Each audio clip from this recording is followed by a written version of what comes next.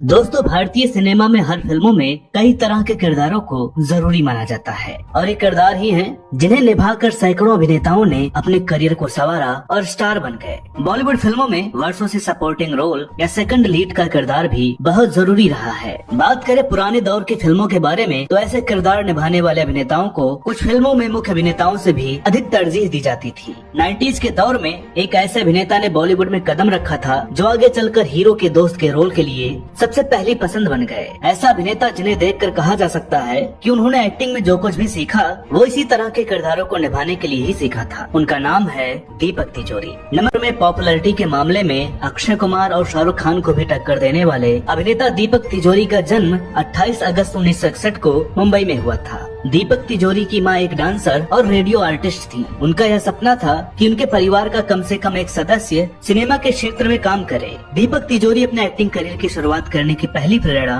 अपनी मां के इसी सपने को मानते हैं। एक सिंधी परिवार में जन्मे दीपक तिजोरी के परदादा के लिए कहा जाता है कि उन्होंने भारत की पहली आधुनिक तिजोरी का निर्माण किया था, जिसके चलते उन्हें देश भर में प्रसिद्धि प्राप्त हुई और यही कारण है कि तिजोरी शब्द उनके नाम के साथ जुड़ गया और यह सिलसिला आगे भी जारी रहा। दीपक तिजोरी ने मुंबई की MN college of commerce and economics से अपनी पढ़ाई पूरी की थी, जहां दिग्गज अभिनेता परेश रावल उनके सीनियर थे और आमिर खान उनके जूनियर। भारतीय सिनेमा में काम करने का ख्वाब देख रहे इन सभी दोस्तों के बीच दीपक तिजोरी कॉलेज में कई ड्रामा कंपटीशन में भाग लेते थे। यहाँ से मिलने वाली वाहवाहियों और तालियों ने दीपक के दिल में पल रहे अभिनेता बनने के सपने को हवा देने का काम किया और उन्होंने भारतीय सिनेमा की तरफ कदम बढ़ा दिए। दीपक तिजोरी ने खुद को एक अभिनेता के तौर पर तैयार करने के लिए अमेच्योर थिएटर ग्रुप ज्वाइन कर लिया, जहाँ उनके साथ उनके दोस्त परेश रावल, आमिर खान और विपुल शाह भी थे। यहाँ से निकलकर दीपक तिजोरी ने कुछ टीवी सीरियल में काम करने से लेकर कुछ ब्रांड्स के लिए मॉडलिंग करने का काम भी किया। दीपक तिजोरी ने अपने पिताजी के कहने पर ही एक्टिंग के क्षेत्र में जाने से पहले कॉलेज की पढ़ाई पूरी की थी और उस दौरान उसने बीड्स मैगजीन और मुंबई के सिरोक होटल में भी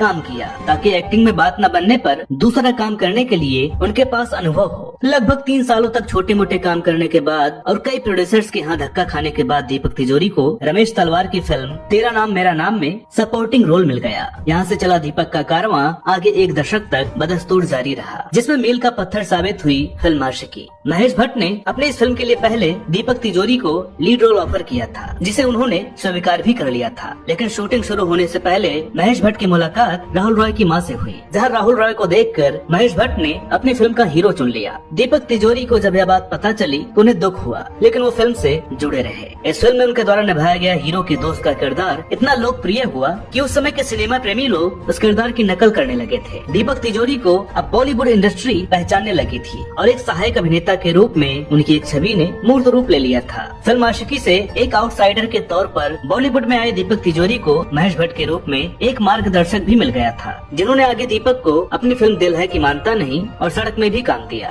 दिल है कि मानता नहीं की शूटिंग के दौरान दीपक तिजोरी ने जो जीता वही सिकंदर के लिए भी ऑडिशन दिया। इस फिल्म के लिए अक्षय कुमार ने भी ऑडिशन दिया था, लेकिन इस फिल्म में second lead role Milind Soman को मिल गया था। कुछ समय बाद किन्हीं कारणों के चलते मिलिंद ने 75% शूट हो चुकी इस फिल्म को छोड़ दिया, जिसके चलते कास्टिंग का काम फिर से शुरू हुआ। इस बार महेश भट्ट के कहने पर दीपक तिजोरी ने फिर से इस फिल्म का ऑडिशन दिया और इस बार उन्हें अपने करियर का सबसे यादगार किरदार मिल गया। दीपक तिजोरी अपनी हर फिल्म के बाद खुद को एक मजे हुए अभिनेता के तौर पर सामने ला रहे थे, जिससे वो लोगों के बीच काफी लोकप्रिय भी हो गए थे। दूसरी तरफ इंडस्ट्री में संघर्ष कर रहे अक्षय कुमार के साथ अब्बास मस्तानी की जोड़ी एक फिल्म पर काम कर रही थी। कहानी और लीड रोल की कास्टिंग के बाद डायरेक्टर जोड़ी को इस फिल्म के लिए स्टार पावर की भी जरूरत थी। इस जरूरत के लिए फिल्म में दीपक तिजोरी को कास्ट किया गया, जो उस समय बड़ी फिल्मों में काम करने के चलते किसी फिल्म को हिट कराने की गारंटी बन गए थे। दीपक तिजोरी बॉलीवुड इंडस्ट्री में हर किसी की तरह हीरो बनने ही आए थे और उनकी शिक्षा को दीपक के दोस्त आशुतोष गोवारिकर ने अपनी फिल्म पहला नशा में पूरा किया,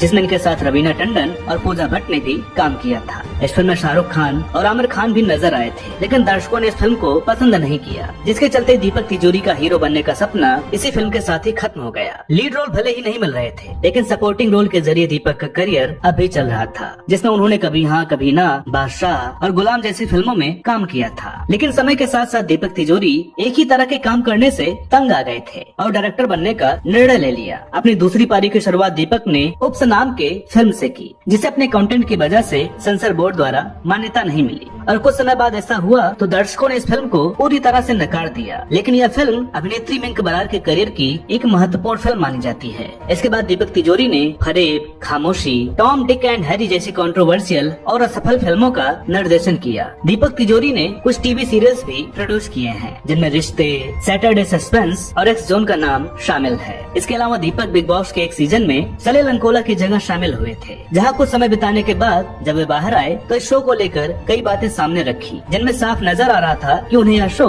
पसंद नहीं आया है। दीपक तिजोरी की एक मिनी टीवी थ्रिलर एट 10 फरेब ने इंडियन टेलीविजन एकेडमी अवार्ड अपने नाम किया था। इसके अलावा दीपक मिस इंडिया वर्ल्ड वाइड 2006 के जज भी रह चुके हैं। लेकिन लगातार मिल रही कमर्शियल असफलताओं के चलते इन्हें लोगों द्वारा खाली तिजोरी और दीपक तले अंधेरा जैसे नाम दिए गए और ऐसे खराब समय में इनकी पत्नी शिवानी ने इनको साल 2017 में घर से बाहर निकाल दिया, क्योंकि इन्हें शक था कि दीपक का अफेयर चल रहा है। इस दौरान दीपक तिजोरी को कुछ समय अपने दोस्तों और रिश्तेदारों के घर भी रहना पड़ा था। इसके बाद जब तलाक की बात आई तो दीपक तिजोरी को पता चला कि उनकी पत्नी ने अपने पहले पति से तलाक लिए बिना ही उनसे शादी की थी और इसलिए उनकी शादी कभी लीगल ही नहीं थी। फिलहाल दीपक तिजोरी अपनी बेटी समारा तिजोरी के साथ रहते हैं, जो बहुत जल्द ही बॉलीवुड में अपना डेब्यू करने वाली है। साथ ही अपने आखिरी डायरेक्शन दो लफ्जों की कहानी के बाद दीपक तिजोरी साल 2019 में आई ZEE5 की वेब सीरीज अभय के पहले एपिसोड में चंदेर सिंह नाम के किरदार में नजर आए थे। इस रोल के लिए दीपक को ऑडियंस की तरफ से मिली रिएक्शन के बाद यह उम्मीद जताई जा रही है कि ये कलाकार बहुत जल्द ही बड़े पर्दे पर नजर आ सकता है, जिसका इंतजार इनके चाहने वाले बेसब्री से कर रहे हैं। तो दोस्तों, उम्मीद है कि आज का एपिसोड आपको पसंद आया होगा।